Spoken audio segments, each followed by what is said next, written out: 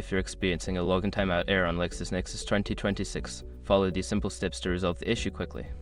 Step 1. Check your internet connection.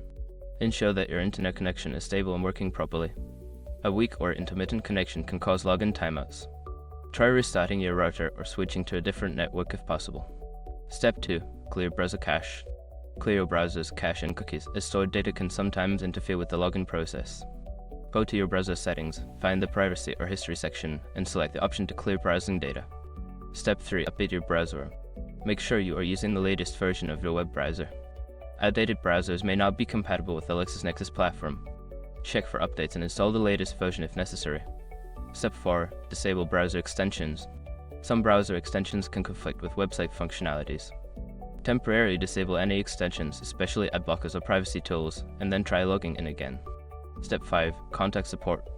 If the issue persists after trying the above steps, reach out to LexisNexis customer support for further assistance. They can provide specific guidance and help troubleshoot the problem. By following these steps, you should be able to resolve the login timeout issue and access LexisNexis 2026 without any further problems.